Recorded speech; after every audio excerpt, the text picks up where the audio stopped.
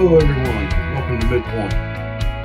Hopefully in these next few minutes I can share something that'll encourage you, help you get through what you're going through, or maybe you know someone that might need some encouragement, and you can share this and get it out to them. All right. Want to ask you a question today. Have you ever tried doing something more than once and not getting the result that you wanted? Have you ever tried doing something on your own? I guess is what I'm asking too. A lot of times we'll try to do things on our own without asking for assistance, either from someone, or it may be that this is something that we need to talk to God about. We need to ask His advice, His counsel. And so I want to kind of give you something that happened to me in the last few weeks that I want to tie in with that. Some of you know, just a couple weeks ago, I was hospitalized for a few days, and all my 52 years of life, or at least the part of my life that I remember, if someone ever said, "Hey, are you allergic to anything?" But for 52 years, I've been allergic to penicillin because of something that happened when I was very, very young. So every time I go to the doctor, "Hey, I'm allergic to penicillin." You go to the hospital, you get a red band saying allergies. And so I was admitted for 7 days, and the first 4 days, nothing was changing. I was still in just as much pain on day 4 as I was on day 1, and the surgeon came in, and we were just talking back and forth, and they were letting me know that I was going to be scheduled in 2 days for surgery. I did not want to hear that. I had no desire to hear that. But that was the plan going forward right there, because what was being done at that point was not working. So the surgeon and I and the nurses in the room, we began talking, and we got on the subject of my allergy bracelet. And he said, "So you're allergic to penicillin?" I said, "That's what I've been told all my life." I said, "Now, I tell the surgeon this. I said, years ago, I said, my dentist would prescribe me amoxicillin, and I was fine with that." And he said, "Really?" He said, "Well, if you were fine with that," he said, you're no longer allergic to penicillin." Okay.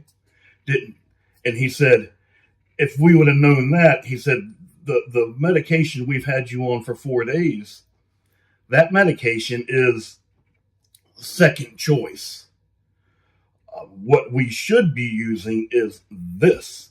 And now that we know you're not allergic to it, they stopped the treatment right then, and within the next hour had different meds going into my system.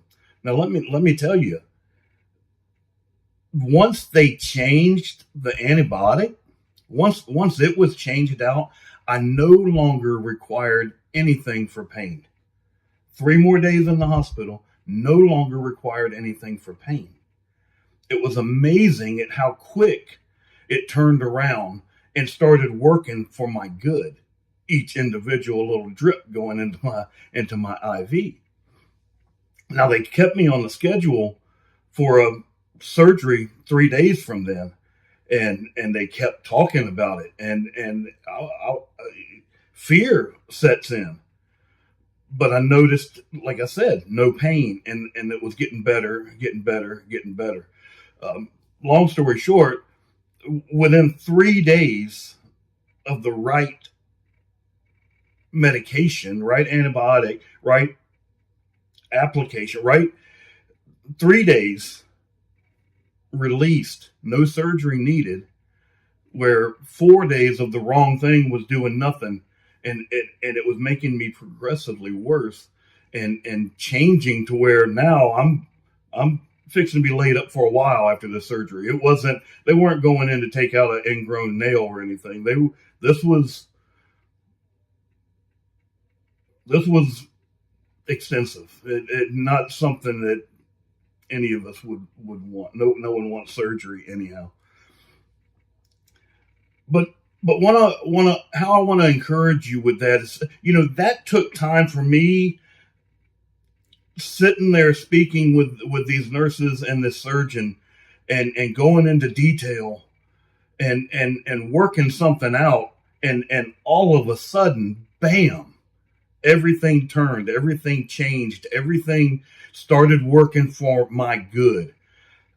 And how does that happens when we go to God, when we're in a daily struggle, and we're trying our best with everything we know to do in our own power, and we watch it progressively get worse. There's an illustration I just seen recently with a Rubik's Cube.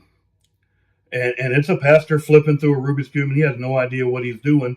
And it's kind of like what we do with a problem. We have that problem, and we work on it like a Rubik's Cube. You know what I mean?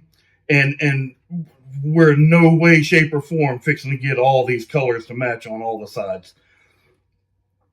But if you hand that Rubik's Cube over to a Rubik's Cube expert, they don't fix it instantly, because now they've got to go through and work on it for a little bit to fix all the stuff you've messed up trying to do it yourself.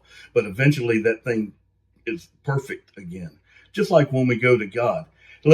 Go to God. If you've already worked on this problem yourself, you've probably messed some things up. God's going to have to fix that too, and then do what he would have done in the first place. So my encouragement for you today is, if you're going through a struggle, if you're going through anything, take time, quiet time. Tell the Lord what you need to tell him, and then take that time and listen and see if he changes what you're doing. And then see that it works for your good. That's all he cares about, is doing what's for you, good for you. Amen. If you like this, share it. I hope this has been a blessing to you. Join us next week, Wednesday, 8 p.m. for Midpoint again. I hope you have a blessed week, and just get out there and be the light. Amen.